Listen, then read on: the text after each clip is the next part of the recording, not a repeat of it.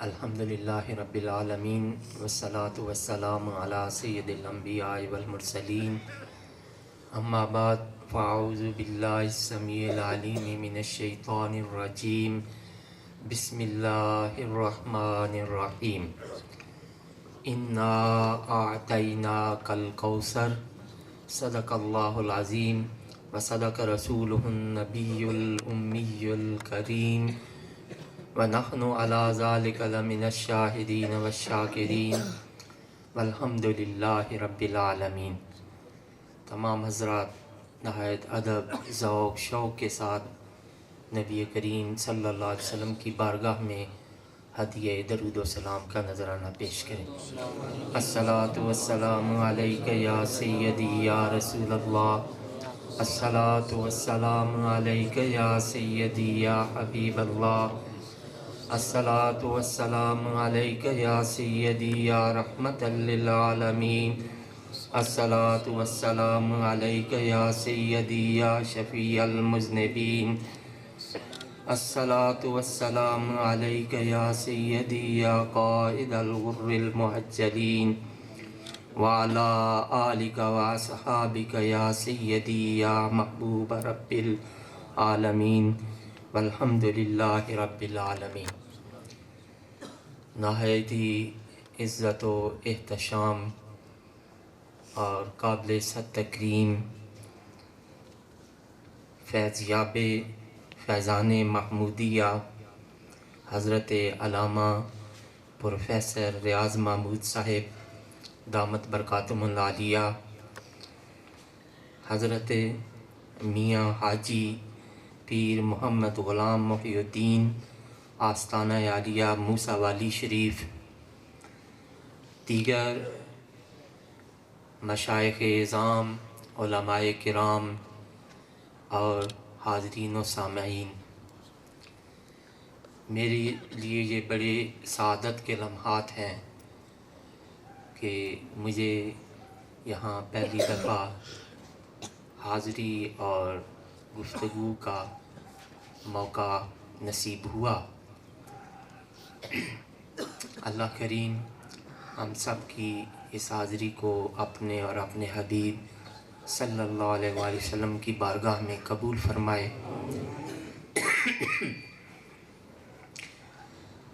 برادران اسلام، میں نے آپ کے سامنے قرآن پاک کی سب سے مختصر سورہ مبارکہ سورہ کوثر کی پہلی آیت طیبہ تلاوت کرنے کا شرف حاصل کیا۔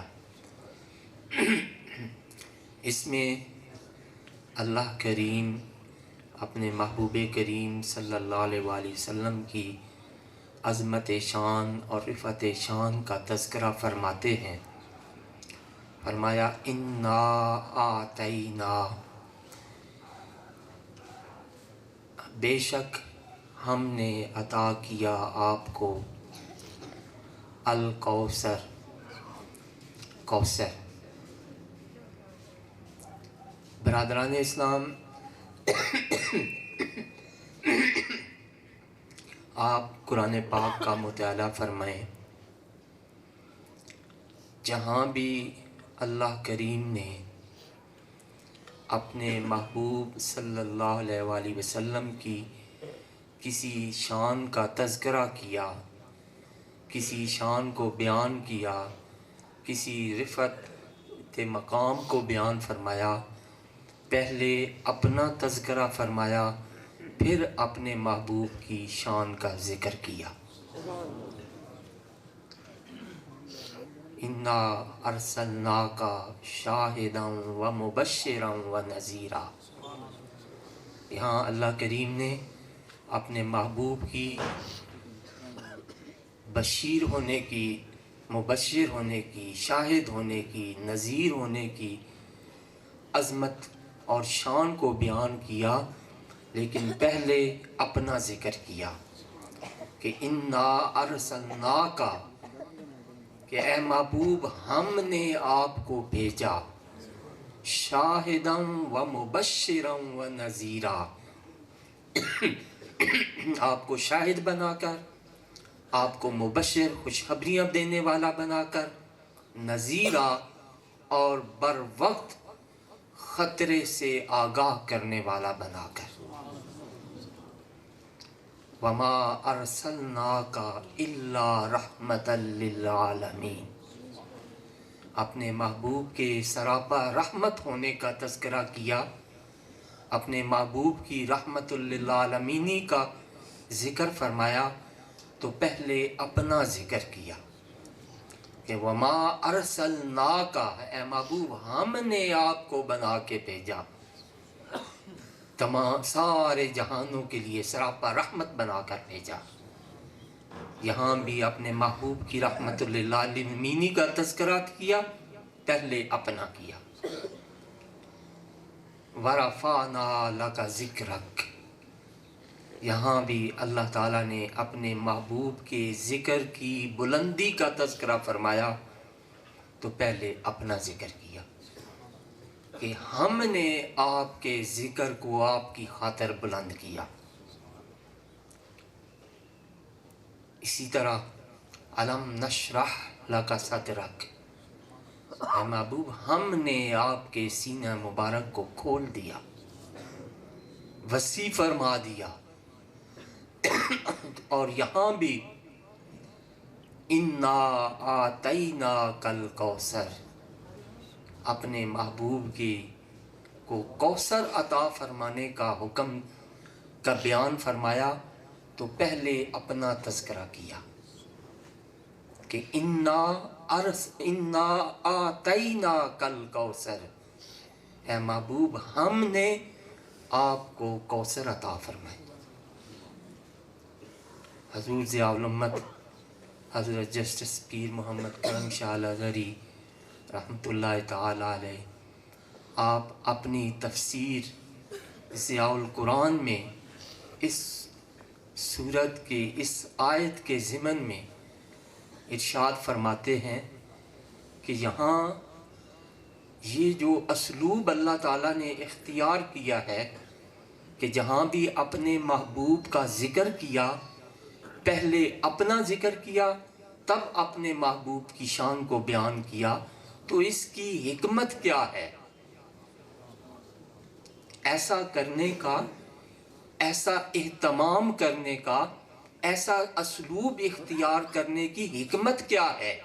کیوں اللہ کریم نے ایسا کیا کہ جہاں بھی اپنے محبوب کی شان بیان فرمانی ہوتی تھی تو پہلے اپنا تذکرہ فرمایا پھر بعد میں محبوب کی شان کو بیان کیا؟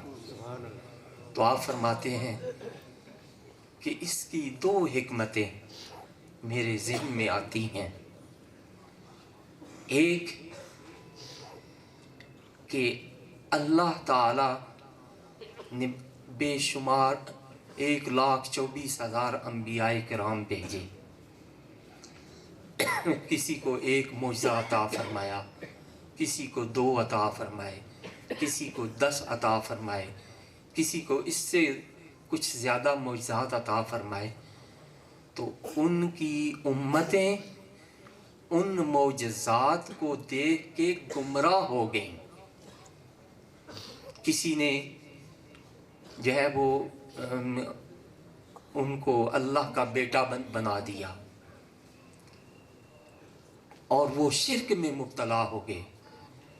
تو آپ فرماتے ہیں کہ یہاں پہلی حکمت یہ ہے کہ وہ انبیاء جو چند معجزات لے کر آئے اور ان کی امت ان معجزات کو دیکھ کے راہ راست پر قائم نہ رہ سکی، تو فرمایا کہ میرا محبوب جس کو میں نے بے حد و بے حساب معجزات عطا فرمائے ہیں، کہیں میرے محبوب کی شانوں کو دیکھ کے کوئی بندہ گمراہ نہ ہو جائے، میرے محبوب کے امتی گمراہ نہ ہو جائیں، بلکہ انہیں پتہ ہو کہ یہ شان عطا فرمانے والا پروردگار ہے۔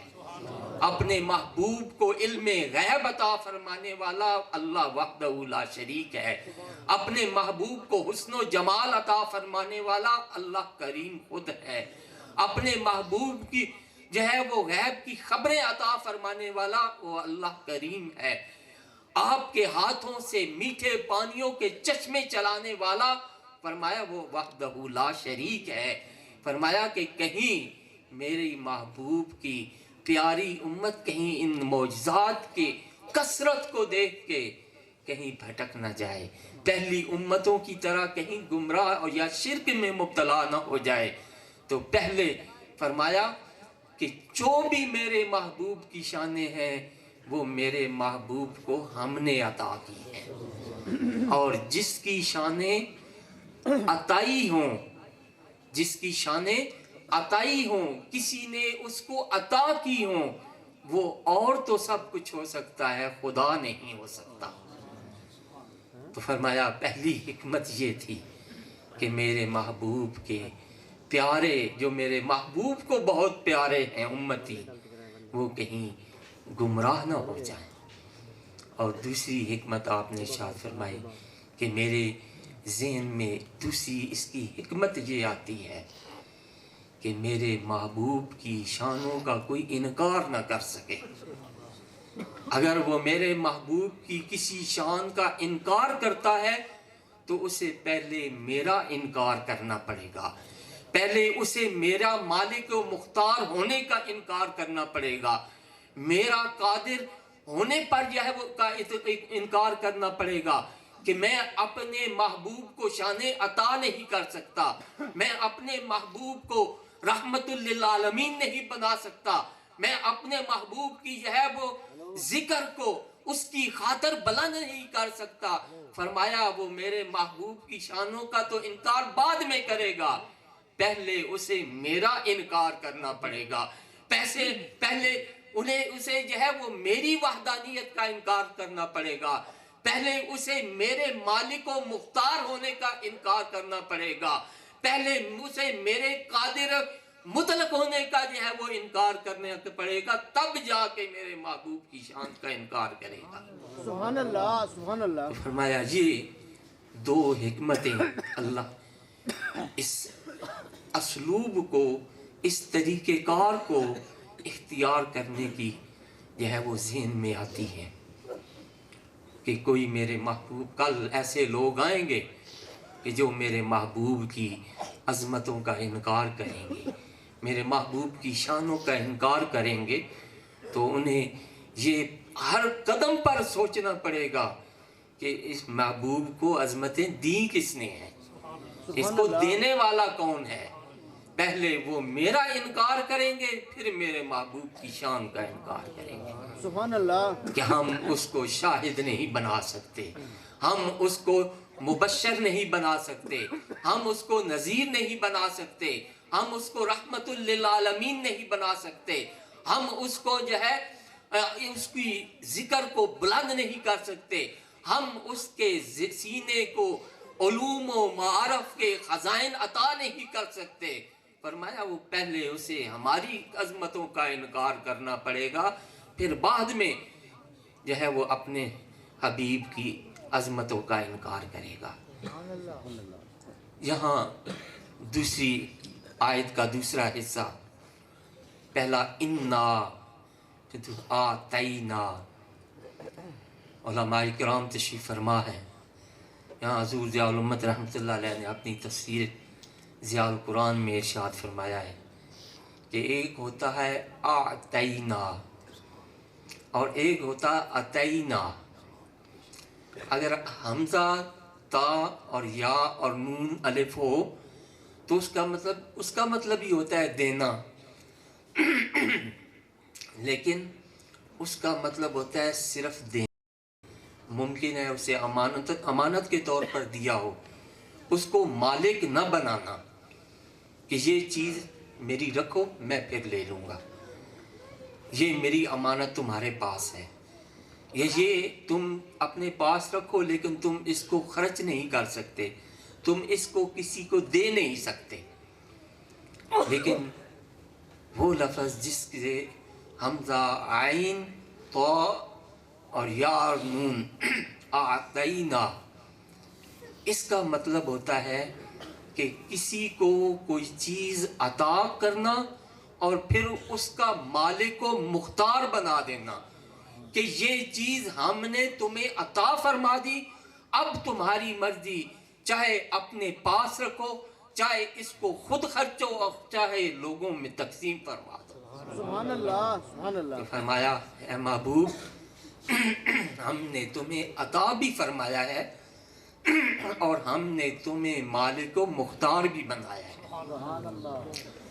ہم نے صرف امانت کے طور پہ نہیں دیا، بلکہ ہم نے اپنی خزانوں کی کنیاں کا تمہیں مالک بنا دیا۔ اب جس کو چاہے عطا کرو، جتنا چاہے عطا کرو، اس دنیا کا بھی عطا کرو اور آخرت کا بھی عطا کرو۔ آپ صلی اللہ علیہ وآلہ وسلم کے خادم تھے حضرت ربیعہ رضی اللہ تعالیٰ عنہ، وہ آپ صلی اللہ علیہ وسلم کو وضو کروایا کرتے تھے۔ ایک مرتبہ دریائے رحمت جوش میں آیا اور آپ نے اپنے اس غلام کو فرمایا، سل یا ربیعہ سل، اے ربیعہ مانگو، جو مانگنا چاہتے ہو مانگو۔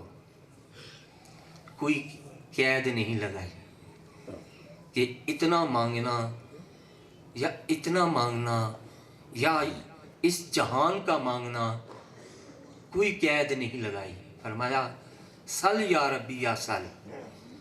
وہ بھی بارگاہ نبوی کے تربیت یافتہ تھے، انہیں پتا تھا کہ آج دریائے رحمت جوش میں ہے، تو آج وہ مانگا جائے جس کے بعد کوئی مانگنے کی حاجت ہی نہ رہے۔ سبحان اللہ۔ تو انہوں نے کیا درخواست پیش کی؟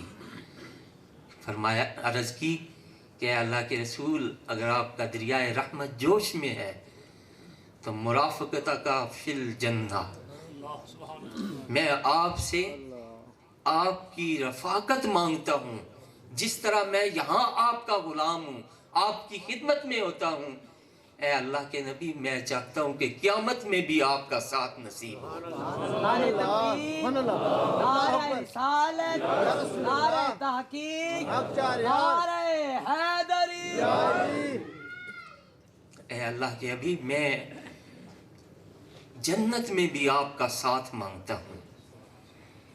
تو اس کریم آقا صلی اللہ علیہ وسلم نے یہ نہیں فرمایا ربیعہ تم مجھ سے مانگو، دنیا کا مانگو جو مانگنا ہے، وہاں کی باتیں چھوڑو۔ نہیں، اس کریم سخی نے کیا فرمایا؟ اس کو جس کو اللہ تعالیٰ نے قاسم بنایا اپنی نعمتوں کا، اس دنیاوی نعمتوں کا بھی قاسم بنایا اور اخروی نعمتوں کا بھی قاسم بنایا، آپ نے فرمایا اب غیر ذالک، ربیعہ یہ تو تمہیں ہم نے عطا کر دیا، اس کے علاوہ اور کوئی خواہش ہے تو وہ مانگو۔ سبحان اللہ سبحان اللہ۔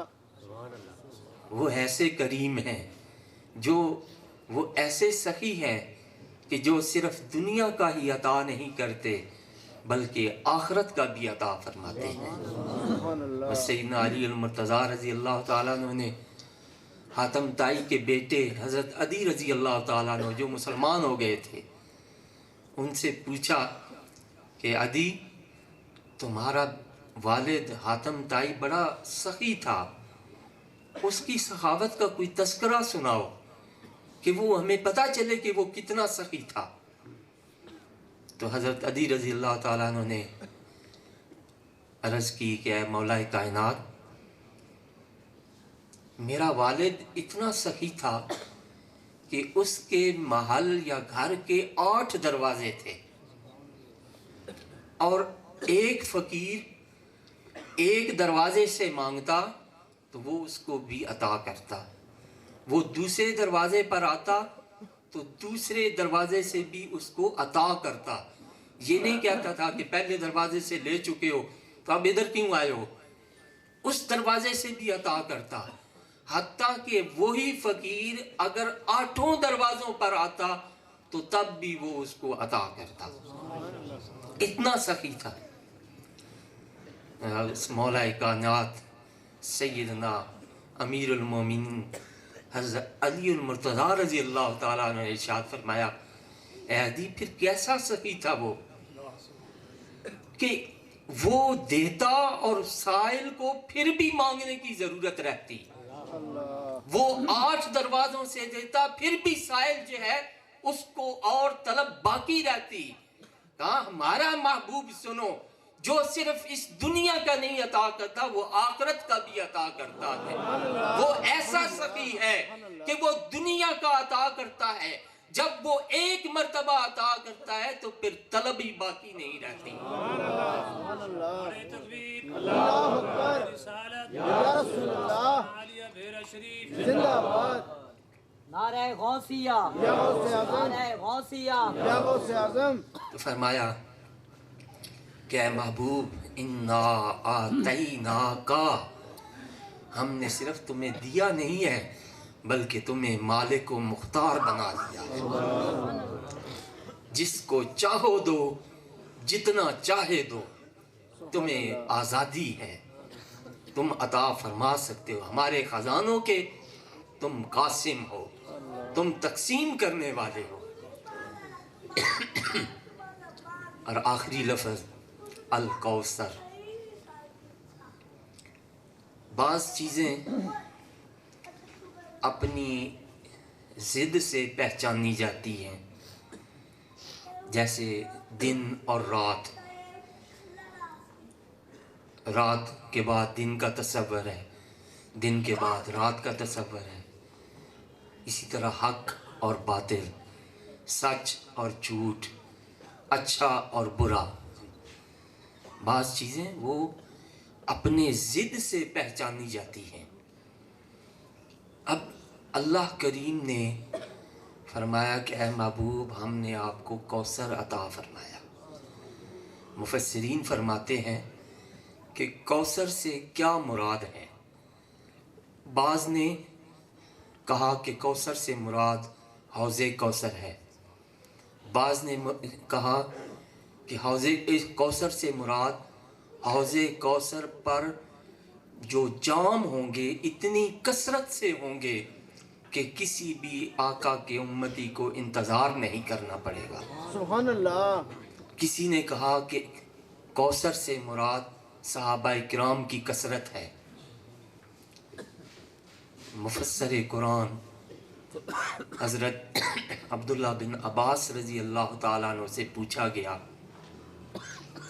جن کے بارے میں اللہ کے رسول صلی اللہ علیہ وسلم نے دعا فرمائی اللہم تفقہہ فی الدین، اے اللہ اس کو دین کی سمجھ عطا فرما. سبحان اللہ. آپ سے پوچھا گیا کہ کوثر کا کیا مطلب ہے، تو آپ نے فرمایا کوثر کا مطلب ہے خیر کثیر. تو انہوں نے کہا کہ بعض لوگوں نے یہ کہا ہے، بعض نے حوض کوثر کہا ہے، بعض نے پیالے کہا ہے، بعض نے امت کی کثرت جو ہے وہ کہا ہے، بعض نے صحابہ کی کثرت کہا ہے. تو آپ نے فرمایا کہ وہ ہر چیز خیر کثیر میں شامل ہے. سبحان اللہ.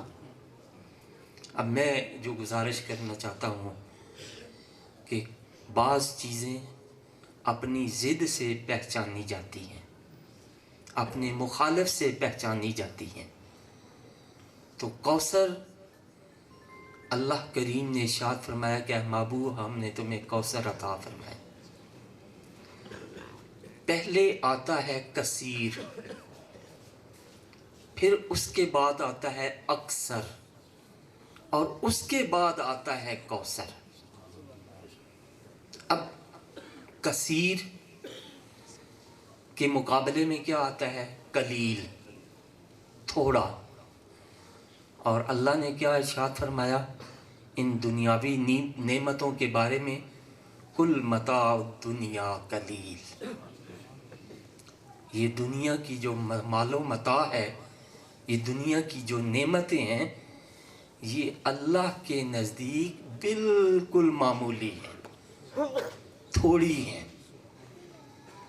اب کوئی انسان کہہ سکتا ہے کہ میں دنیا کی نعمتوں کو گن سکتا ہوں؟ ممکن ہی نہیں ہے. دنیا کو چھوڑیں، اگر کیا کوئی یہ کہہ سکتا ہے کہ میں صرف پاکستان کی نعمتوں کو گن لوں گا؟ मुमकिन नहीं है।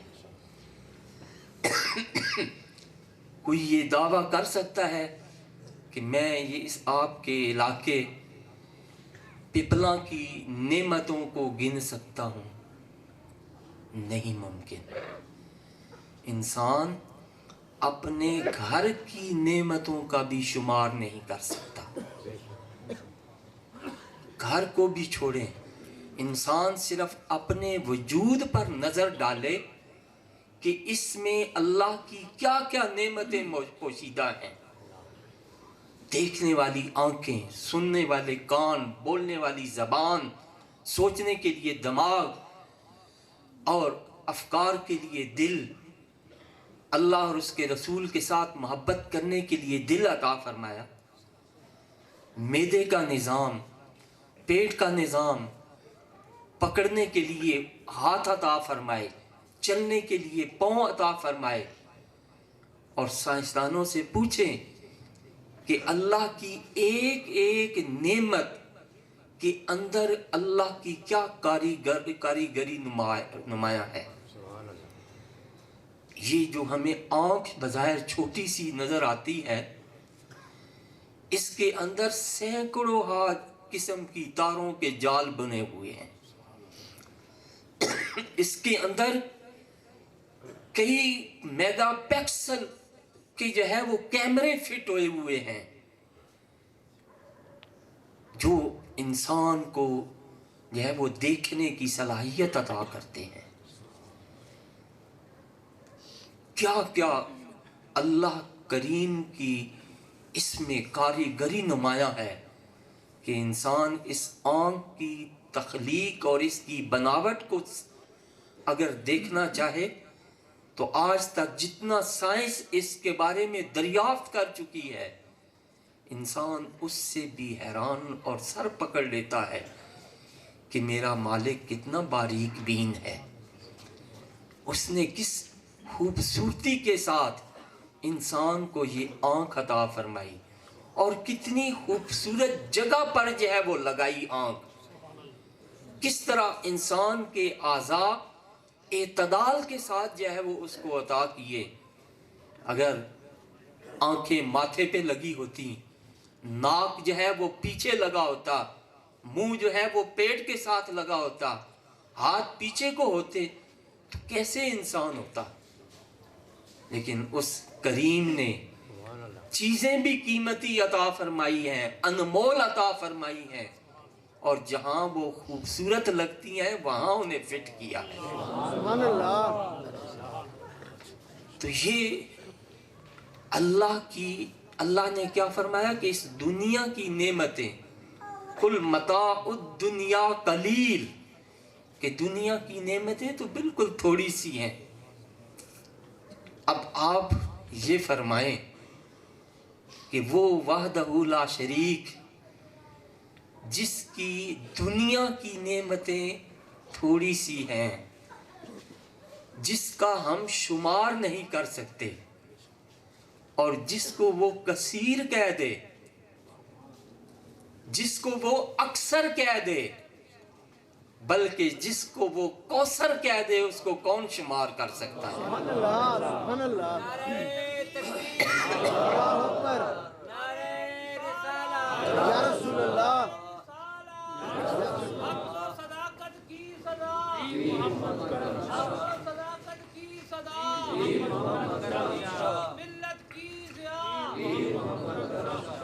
हम तो अल्लाह की के कलील को नहीं शुमार कर सकते, और सारे इंसान अगर मिल के भी ये कोशिश करें कि हम अल्लाह के इस कलील को शुमार कर लें, दुनिया की नेमतों को शुमार कर लें, तो तब भी वो इस दुनिया की नेमतों को शुमार नहीं कर सकते।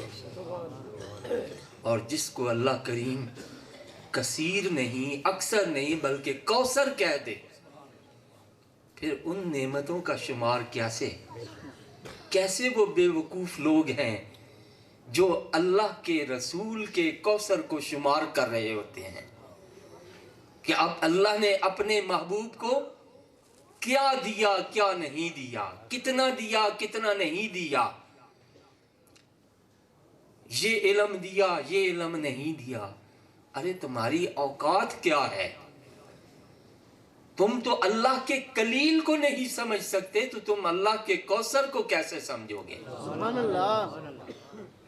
اللہ کریم ہمیں اپنے محبوب کریم صلی اللہ علیہ وسلم کی عظمتوں شانوں کو پہچاننے کی توفیق عطا فرمائے اور آپ صلی اللہ علیہ وآلہ وسلم کی سچی غلامی نصیب فرمائے. حقیقت میں یہ اولیاء کرام کا فیضان ہے کہ ہم اس طرح کی محفلیں سجا کر بیٹھے ہوتے ہیں اور اللہ کی بارگاہ میں، اللہ کے رسول صلی اللہ علیہ وسلم کی بارگاہ میں اپنی کم مائکی، اپنی کم ہمتی کی جو ہے معذرتیں پیش کر رہے ہوتے ہیں کہ اللہ تیری حقیقت تو ہی جانتا ہے اور تیرے محبوب کی حقیقت بھی تو ہی جانتا ہے. سبحان اللہ. کسی انسان کے بس میں یہ ہے ہی نہیں کہ وہ تیرے محبوب کی عظمتوں اور شانوں کو شمار کر سکے. اللہ کریم ہمیں اپنے نبی کریم صلی اللہ علیہ وسلم کی سچی غلامی نصیب فرمائے. میں بار دیگر آپ سب حضرات سے معذرت خواہ ہوں کہ میں نے واپس اسلام آباد جانا ہے. اس وجہ سے میں نے میزبان حضرات سے گزارش کی کہ مجھے پہلے تھوڑا سا ٹائم عطا فرما دیں. ابھی جو اصلی خطاب ہونا ہے، جو گفتگو ہونی ہے، وہ حضرت علامہ مولانا رئیس احمد صاحب پرنسپل دارالعلوم محمدیہ غوثیہ جوہر آباد، ان کی گفتگو ہوگی. بڑے خوبصورت، بڑی پیاری اور بڑے محبتوں بھرے انداز کے ساتھ وہ گفتگو فرماتے ہیں. آپ حضرات ان کی گفتگو سے محظوظ ہوں گے انشاءاللہ تعالی. اور میں انہی الفاظ کے ساتھ آپ سب حضرات سے اجازت چاہوں گا. اللہ کریم آپ سب کا بلکہ ہم سب کا حامی و ناصر ہو. وآخر دعوانا ان الحمد للہ رب العالمین.